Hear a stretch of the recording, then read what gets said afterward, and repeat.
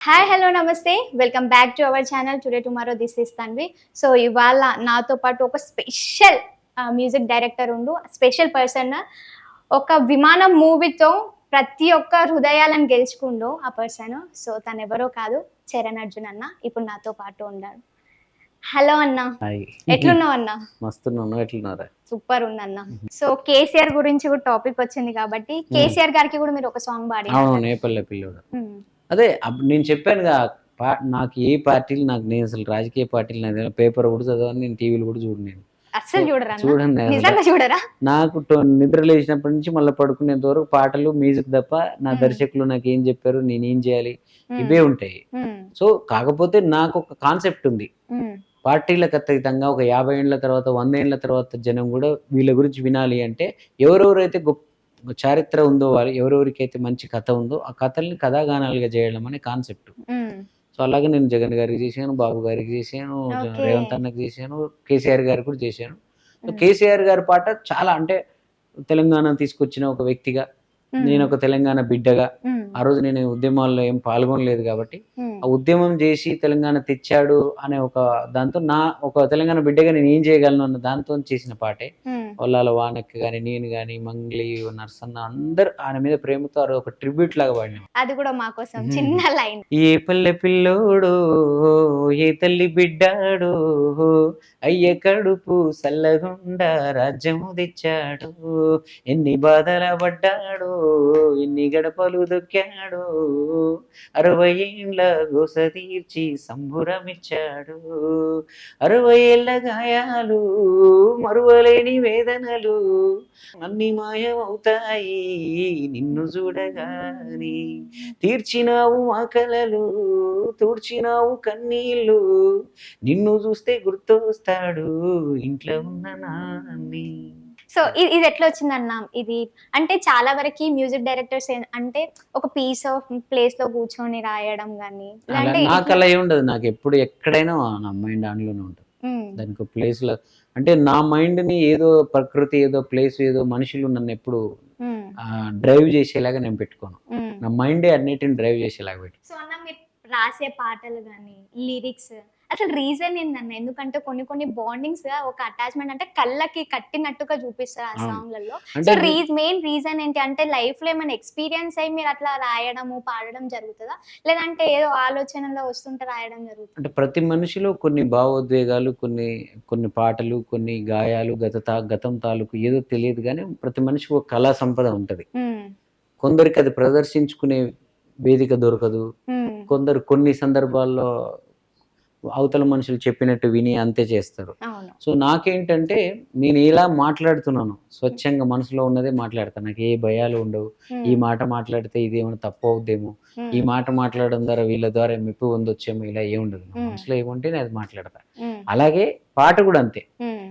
మీరు వినే independent songs కానీ అవన్నీ నా యథాతథంగా నా లోపల నుంచి అలా వచ్చేస్తాయి, మీ దాకా చేరుకుంటాయి. దానికి ఎలాంటి మధ్యలో టోల్ గేట్స్ ఉండవు, ఎలాంటి కరెక్షన్స్ ఎవరు డిక్టేట్ చేసే వాళ్ళు ఎవరు ఉండరు. అందువల్ల అవి ప్యూర్ గా మన జీవితాలు, మన బంధాలు, మన ఇల్లు, మన ఊరు, మన తాత, మన తండ్రి అన్ని గుర్తు చేస్తూ ఒక రకమైన ఆ సెక్షన్ నేను ఎంచుకున్నా.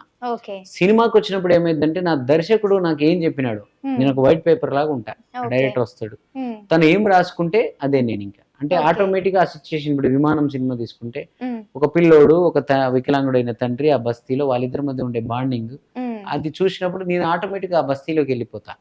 అలా జీవితాలని కిటికీలో చూస్తూ ఉంటా, చూస్తూ నేను రాస్తా, నేను లోపల నుంచి కంపోజ్ చేస్తా, రాస్తా.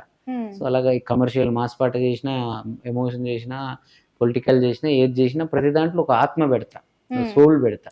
అందువల్ల మీకు అలా కనెక్ట్ అవుతాయి. సో ఇంకొకటన్నా, మీకు చంద్రబాబు నాయుడు గారు అంటే చాలా ఇష్టం అంట. సో పర్టికులర్ రీజన్ ఏంటి అసలు అంత ఇష్టపడడానికి? పర్టికులర్ అంటే మన జీవితంలో ప్రతిసారి మనం ఎదుగుతున్న క్రమంలో మనకు అక్కడక్కడ మనకు అది మాట సాయం కావచ్చు, లేకపోతే ఇన్స్పిరేషన్ కావచ్చు, లేకపోతే ఇంకో రకమైన కావచ్చు, ఇలాంటి అన్ని కలిపిన ప్యాకేజ్ నాకు బాబు గారు. అంటే చిన్నప్పుడు మా ఇంట్లో మా బాబాయ్ కొండేటి గండయ్య గారు తెలుగుదేశం నాయకుడు ఆయన. అలాగే ఇప్పుడు మా తమ్ముడు దయాకర్, మా నాన్న మల్లేశం కొండేటి, వీళ్ళందరూ కూడా టీడీపీ ఫ్యామిలీ. ఓకే. నేను రాజకీయాలు పట్టించుకోకపోయేది కానీ మ్మ్. నేను చిన్నప్పటి నుంచి పాటలు పిచ్చిలు అటు ఇటు తిరుగుతూ ఉండేది కానీ మా ఇంటి పక్కల ఎప్పుడు ఈ పార్టీ మీటింగ్స్ జరుగుతూ మ్మ్. బాబు గారు మా ఇంట్లో ఫోటోలు మా బాబాయ్ ఇంట్లో ఫోటోలు అన్నీ ఉంటే తెలియకుండానే ఆయన ఒక చిన్న ఆరాధన అయిపోయింది. ఓకే.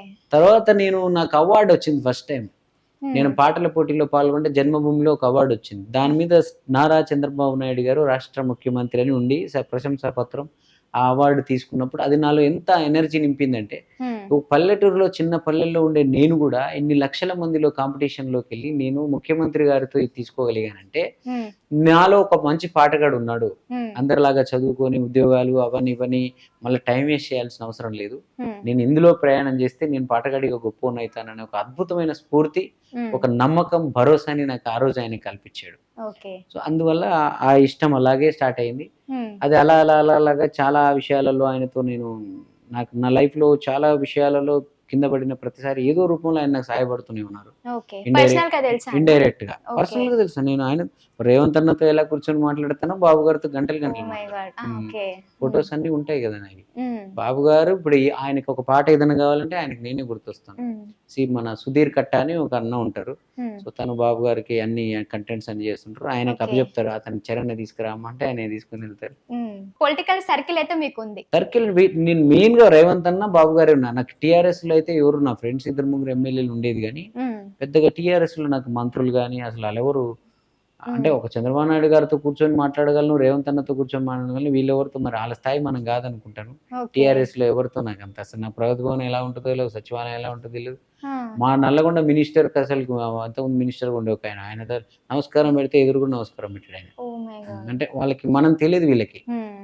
మా వాడు ఒకడు ఉన్నాడని కూడా తెలియదు. ఆ. అంటే ఏ ప్రైవేట్ పబ్లిక్ గవర్నమెంట్ అకేషన్స్ లో కూడా ఎన్నడూ కూడా నన్ను ఇన్వైట్ చేయలేదు 10 ఏళ్లలో. మ్మ్. ఓసారి నాకు నిద్రలో లేవగానే అనిపించేది నేను ఆంధ్ర ఉన్నా తెలంగాణ ఉన్నా అనిపించేది. అయ్యో. అంటే ఈ పరాయి వాళ్ళలాగా చూశారు వీళ్ళు మనల్ని. ఆ. తెలియదు మరి ఏంది ఎక్కడ మిస్టేక్ జరిగిందో తెలియదు. పాపం మనం కేసీఆర్ గారిని అంటాను కూడా లేదు. మ్మ్. ఆ కింద ఉన్న మనుషులు మరి నేను వస్తే వాళ్ళకేమైనా ప్రాబ్లం అవుద్దా అనుకురా. ఓకే. ఏ దాంట్లో కూడా నన్ను ఇన్వాల్వ్ చేయనీయకుండా ఉంచేది. అనిపిస్తుండేది అన్న ఇప్పుడు అన్నారే నేను ఎన్ని అన్నం అంత కష్టపడి నేను సాంగ్స్ పాడితే అంతా. నన్ను గుర్తించలేదన్న పెయిన్ ఒకటి ఏదన్నా ఆ పెయిన్ నీకు అన్నట్టు రేవంత్ అన్న మీద ప్రేమతో పాటు ఆ 3 రంగుల జెండాలో నన్ను వీళ్ళు గుర్తించరా అన్న కోపం కూడా ఉంది. నన్ను పట్టించుకోలేదన్న కసి కూడా ఉంది. వీళ్ళు ఓకే. పోవాలి, రేవంత్ అన్న రావాలన్న బలమైన సంకల్పం కూడా నా మనసులో ఆ రోజు దాన్ని అనుకొని ఆ శివుడి ఆ శంఖంతో ఆ పాట ఎందుకు వచ్చిందంటే శివుడి నేను ఆ అర్ధరాత్రి ఆ 2 బ్రహ్మముహూర్తంలో నేను క్రియేట్ చేసి నా కోపాన్ని నా బాధని ఇంత గొప్ప పాట చేస్తే కనీసం ట్విట్టర్ లో కూడా పెట్టడా కేటీఆర్. అంటే అనుకుంటేనే మనం ప్రేమిస్తేనే కదా వాళ్ళు మనల్ని గుర్తించాలనుకుంటున్నా. నాకు వాళ్ళ మీద ఏం కోపం లేదు, నాకు రాజకీయపరమైన విషయాలు నాకు అవసరం లేదు, నేను ఇంకో రకమైన విషయం పరిపాలన బాగలేదని మాట్లాడతలేను, నేను ఇంకోటి కూడా అంటలేను. నేను తెలంగాణ రాష్ట్రంలో నేనైతే మామూలు చిన్నోడిని అయితే కాదు. నా రంగానికి, నా కళకు, నా సినిమాకు, నా పాటల దగ్గరికి వచ్చినప్పుడు ఓ 10 మందిలో మీరు గొప్పోళ్ళని మీ దగ్గర ఉంచుకున్న వాళ్ళ అంత కాకపోయినా వెనక ఎక్కడో నేను లేనా? ఇంతమంది ప్రజలు నన్ను ఇంత ప్రేమిస్తున్నారు కదా, మీ నాయనకే గంత గొప్ప పాట చేసిన కదా, సరే మరి మీ దాకా రాలేదని ఆ పాట కూడా కాదు కదా, మీరు వింటారు, మీరు చూస్తారు, మీరు చేశారు. ఒక్కరోజు ఒక ట్విట్టర్ లో చిన్న మాట పెడితే సినిమా ఇండస్ట్రీ వాళ్ళందరూ కేటీఆర్ గారికి రిలేటెడ్ గా ఉంటారు. సో ఎక్కడో ఎవరి చరణార్జున్ అని చెప్పి నేను సినిమాల్లో పోరాడుతున్నా, నేను ఇక్కడ బాగుంటే నేను ఎవరిని తీసుకొస్తాను? మళ్ళీ మన తెలంగాణ వాళ్ళనేగా తీసుకొస్తా. మరి ఉన్న కాసేపు యూట్యూబ్ లోనే ఆ కనకవ్వ, నరసన్న, వానెక్క, ఎవరు మంగ్లీ, నేను మేమందరం మంచి పాటలు చేసుకున్నాం. నేను ఇంకా బలంగా అయిపోతే ఇంకా మంచి వేదికలు నాకు వస్తాయి, మన కళాకారులందరిని పైకి తీసుకొస్తాను కదా. సో మరి అది చిన్న చిన్న విషయాల కన్నా మరి పాపం మరి వాళ్ళ దగ్గరికి వెళ్ళి వాళ్ళ దగ్గర కూర్చొని రోజుల తరబడి అల్లెమ్మటి ఉంటోళ్ళని మనల్ని పట్టించుకుంటారా? నువ్వు తెలంగాణ తెచ్చుకుంది అన్ని అంశాలని, అన్ని రంగాలని గుర్తించుకోవాలి, అందరినీ బలం చేయాలి. అది ఎందుకు జరగలేదన్న బాధ నాకుంది. బాధ ఉంది మీకు? బాధ ఎప్పటికుందా అన్న? ఉంటది కదా. రేవంత్ రెడ్డి గారు గెలిచారు కదా ఆల్రెడీ. ఇప్పుడు లేదు, ఇప్పుడు లేదు, అంటే ముందు ఉండే. నన్ను గత 5 ఏళ్లుగా ముఖ్యమంత్రి గారి దగ్గరికి నేను తీసుకుపోతాము, నీకు అది చేపిస్తాం, ఇది చేస్తా పని వాడుకున్న వాళ్ళే చాలా మంది ఉంటారు. నా కోసం కాకుండా ముఖ్యమంత్రి గారితో పరిచయం ఏర్పడితే వల్లాల వానెక్కకి ఏదైనా పోస్ట్ ఇప్పించను, ఆమెకి ఇస్తారు. అంటే చాలా పాటలు ఆమె నాకు ఇది చేయితే కొన్నిసార్లు నేను ఇష్టం లేకుంటే నేను చేయనాక వాళ్ళు అంత కథాగానం చేస్తే పట్టించుకోలేదు, నేను చేయను అంటే కూడా తమ్మికి ఇది ఒకసారి చేయి తమ్మి, నాకు ఈ పోస్ట్ వస్తుంది, నాకు టికెట్ ఇస్తారు, నాకు అది ఇస్తారు అనేది అక్క. సరే వాళ్ళకన్నా ఏమైనా మేలు జరుగుతుంది కానీ చేసేవాడిని. సో కానీ ఆ ముఖ్యమంత్రి ఇప్పుడు నాకు భయం, ఒక భరోసా ఏంటి అంటే నన్ను ముఖ్యమంత్రి గారి దగ్గర తీసుకుపోతా అని నన్ను వాడుకుంటానికి ఎవరికి అవకాశం లేదు కదా. ముఖ్యమంత్రి నాకు తెలిసినోడు కదా.